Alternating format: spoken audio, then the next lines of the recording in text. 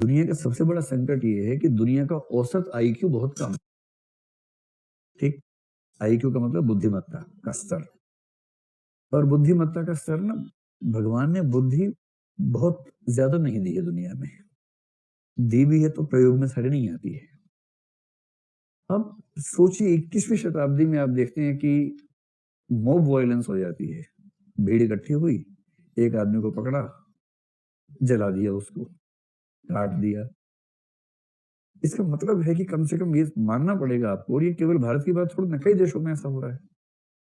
इसका मतलब ऐसा नहीं है कि लोग बहुत समझदार हैं। तो होता क्या, किसी भी समाज में 25% लोगों का आईक्यू होता है अच्छा, 50% का होता है औसत, और 25% का होता है बिलो एवरेज। 50% का एवरेज है। ये कैसे निकलता है फार्मूला, जब उसमें आएंगे तो समझेंगे। फार्मूला है पूरा इसका।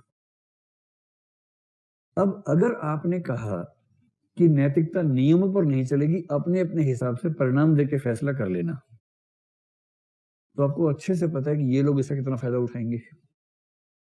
और ये भी औसत बुद्धि के लोग, ये बहुत दिमाग नहीं चलता इनका भी। इसके दो नुकसान होंगे। एक तो ये कि 24 घंटे सोचना पड़ेगा, और सोचना एक कठिन काम है, बहुत कठिन काम है सोचना। जब आप एटीट्यूड पढ़ेंगे ना, एक कंसेप्ट है सिस्टमैटिक प्रोसेसिंग, एक है ह्यूरिस्टिक प्रोसेसिंग। वहां समझेंगे इस चीज को, ये हम भी करते हैं। अभी बताता हूँ फॉर एग्जाम्पल। और दूसरी समस्या क्या है, इससे सब्जेक्टिविटी बहुत ज्यादा आ जाएगी। ऐसी सब्जेक्टिविटी आएगी कि नैतिक व्यवस्था के नाम पे दुराचार, अनाचार सब कुछ फैल जाएगा। क्यों? जैसे आपने कहा, भाई देखो, परिणाम से तय होता है, परिणाम सोच के तय कर लेना क्या ठीक है क्या गलत है। हर बच्चा झूठ पे झूठ बोले जा रहा है। आपने झूठ क्यों बोलते हो? परिणाम अच्छा है इसका, मेरी पिटाई नहीं हुई, ये परिणाम कितना अच्छा है, इसलिए मैं झूठ बोलता हूँ। कुछ सिस्टम ही नहीं बचेगा। सब लोग अपने अपने हिसाब से परिणाम की व्याख्या करके नियमों का उल्लंघन करेंगे, और नैतिक व्यवस्था का मतलब उसकी ऐसी तैसी कर देंगे। दूसरा, सोचना पड़ेगा, हर बात पे सोचना पड़ेगा। आप सोच के देखिए, जैसे आप निकले, एक भिखारी पीछे पड़ गया कि बाबू कुछ दे दो, माई कुछ दे दो। तो सबसे पहले वो जोड़ी बनाए थे, आप दोनों की जोड़ी सलामत रहे। भाई साथ में ऐसे ही खड़े हुए थे, जोड़ी बना दी, तो लड़का खुश हो रहा था, आ जा तू ले यार, इस बात पे रह कि तूने जोड़ी तो बनाई कम से कम मेरी। जो भगवान भी नहीं बना पा रहा, तूने बना दी, कोई बात नहीं। तो इसी में खुश।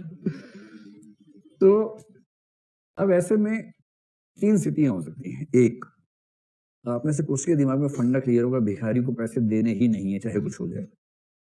क्योंकि आपने पढ़ रखा है कि इनको पैसे देने से फिर वो पूरा गैंग विकसित होता है, हाथ पैर काटे जाते हैं बच्चों के, और भीख का एक पूरा सिस्टम काम करता है। और उसमें अगर आप भीख दे रहे हैं, इसका मतलब आप किसी बच्चे के हाथ पैर कटवाने के लिए जिम्मेदार हो जाएंगे अंत में। तो आपने एकदम ठान रखा है, चाहे कुछ हो जाए भीख देनी नहीं। कोई कितना भी कैसा भी मुंह लेके आ जाएगा, आप बोलेंगे ना भगवान से नहीं देंगे। क्लैरिटी है ना, कंफ्यूजन नहीं है आपको। दूसरा है, उसका नियम है, जो आएगा कुछ ना कुछ देना है उसको। कोई है, बाबू दे दो, लो 1 रुपया, लो भाई।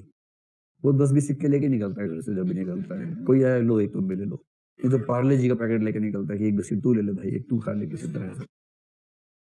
सुविधा है, क्लैरिटी है, कंफ्यूजन नहीं है। और जो है परिणाम सापेक्षवादी, वो हमेशा जैसे जा रहा है जरूरी काम से, भिखारी आ गया, अब वो सोच रहा है 2 मिनट रुको, पहले मैं टटोलूंगा, इंटरव्यू दो पहले मुझे। बताओ तुम्हारे नंबर कितने 10वीं क्लास में, ये बताओ पहले। फिर 12वीं के बताओ। चलो मैं जीके के 4 सवाल पूछ रहा हूँ, देखूंगा तुम कितना पढ़े लिखे हो। फिर नैतिक ज्ञान की परीक्षा लूंगा, तुमसे 4 सवाल वो बताऊंगा। उसके बाद तय करेगा ऐसे तौल के कि हाँ देना चाहिए। फिर निकाला 5 नोट, लो ले जाओ। और अगर यही करता रहेगा तो 8-10 दिन के बाद ये मांगता वो दिखेगा सबके पास, क्योंकि जब सारा दिन इसी में लगा देगा 24 घंटे, तो फिर कैसे ही अपने काम करेगा? ये भी तो समस्या है ना, कैसे करेगा? हर समय सोचने की बाध्यता, हर समय फैसला करने से पहले 1000 बार सोचना बड़ा कठिन काम है। तो एक तो मूर्ख लोग नियम का फायदा उठा लेंगे सब्जेक्टिविटी से। दूसरा, सोचना अपने आप में दुविधा वाली बात है। इसलिए कुछ लोग कहते हैं कि कम से कम इस समुदाय के लिए बेहतर है डीओंटोलॉजी। इन्हें पक्का नियम बता दो बस, उसके बियॉन्ड मत सोचवाओ इनसे। सोचना कठिन कार्य है। तो आप ये बताओ, कि जो समाज में इतने सारे लोग हैं, इनके लिए एक शब्द हम बोलते हैं, आगे से वो बोलेंगे भोंदू। तो समाज के 75% भोंदुओं के लिए ज्यादा अच्छा सिस्टम कौन सा है, डिओन्टोलॉजी या टेलियोलॉजी? उनको तो नियम बताओ पक्का, सुचवाओ मत उनसे बस, क्योंकि वो उनके बस की बात नहीं है। और जो ऊपर के 10, 20, 25% लोग हैं, वो आप कितना भी कोशिश कर लो, वो मानेंगे भी नहीं आपकी बात। वो हर बात पर सोचेंगे। ये लोग पाए जाते हैं जेएनयू में। तो जेएनयू हर बात पे नाराज क्यों रहता है? क्योंकि जेएनयू उन लोगों से बना हुआ है जो औसत बुद्धि से आगे के लोग हैं। उन्हें औसत बातें समझ में नहीं आती हैं। उन्हें लगता है कि इसके पीछे का आदर्श होना चाहिए, तर्क होना चाहिए। प्लेटो, सुकरात, अरस्तू, मार्क्स सब घुला मिला के फिर वो उस लेवल पे बात की पड़ताल करते हैं। उनको नहीं जमता।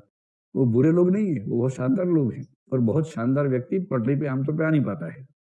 वो होता है, हर जगह होता है ऐसा। अमेरिका का हार्वर्ड और भारत का जेएनयू दोनों बहनें हैं। वहां हार्वर्ड वही काम करता है जो यहाँ जेएनयू करता है।